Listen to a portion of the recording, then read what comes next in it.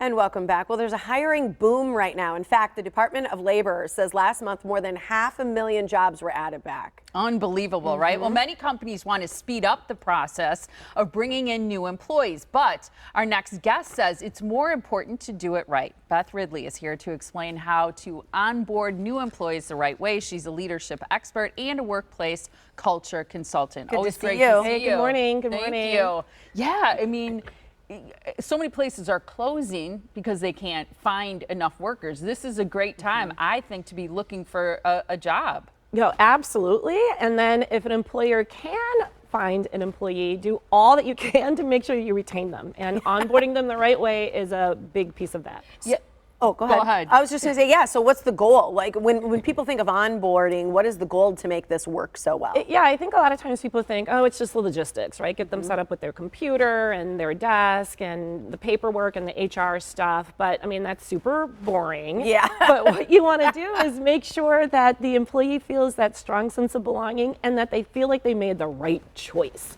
Agreed. Yeah, so when should the onboarding start? Okay, it actually should start before the first day, because if you think about it, the first day is really anxiety producing. Yeah. There's a lot going on and employees nervous. So if you can do a little bit before, like the week before, to kind of like ease the person in. Some of my favorite tips are write them like a personal note, a handwritten note, which is really nice because that's so rare. Just saying, we're so excited to have you. I mean, how good would that feel? Yeah. Or even Yeah. take the time to introduce them virtually to their teammates, because you know the first day you meet so many people, you don't remember their names, and that can be a True. little awkward. So just kind of like think about what they might experience the first day and how can you try to ease them in before they actually show up, either in person or virtually also. I like that. So if that's when it starts, how long does it last? Okay, so you might be surprised by this answer, but I like to say think about it as a full year. Oh, Because- wow. I know, yeah. I That's a know. long time It's that a long employers are going to time. be like, I know. don't have the time for that. Or I don't want to hire anybody in the first place if I do that. Yeah. But there are easy ways that you can do that. But if you think about it, it really takes a year to feel fully acclimated. True.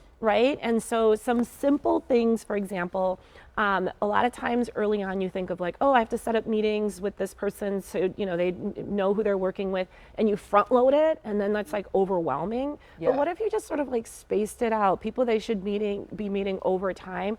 That's a great way to sort of fill up a year, right? So they Yeah. get to meet people outside of their core work team. Yeah, I love that. I think scheduling those meetings and those get to know you kind of things are really great, but it can be a lot up front. The other thing that you suggest is sort of pairing somebody with a mentor, with a partner, a buddy. A buddy. I think this is really important. So a peer, right? Maybe not someone who they work with directly, definitely not their boss. So Right. someone they can ask what they might feel is like stupid questions as they're Yeah. getting acclimated and they're too embarrassed to ask anyone else. Someone who can kind of show them the ropes and sort of teach them the unspoken rules that wouldn't be in the employee handbook. Yeah. What are some of the pitfalls that people often do that you're like, you got to avoid this? Well, the first one is not having an onboarding plan. Not having a plan. Number one. And then pitfall number two, I hear this a lot. Like, you know, one manager will have a plan, but another manager won't. One team will and another. And then you have consistency. unevenness.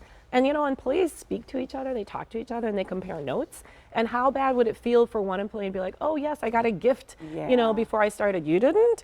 I mean, that doesn't, Yeah. you know, that almost is the opposite of what you want to have happen. I think True. that's such a great point as a pitfall, that consistency, that it's the same in your company, in your department, so Yeah. that people have the same experience and the similar experience Yeah. to make it feel like you're getting exactly what Yeah. somebody else on your team Yeah, it's has. like a team Absolutely. coherence that Yeah, way. and you can tailor it a little bit Yeah. for the person, but I mean, overall, they sort of have the same experience.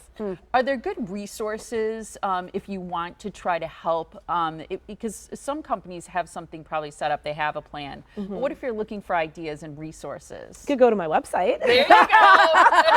That's the first Ding, place ding, that ding. comes to mind. Yeah, say But you your know website. what? Another good resource is the new employees themselves. So Yeah. sort of ask them what was their experience, what helped, what could they have done differently. That's probably going to be your best source of good ideas and information that are really relevant to your company. Absolutely. And the website? And the website, yeah, us. RidleyConsultants.com. There we go.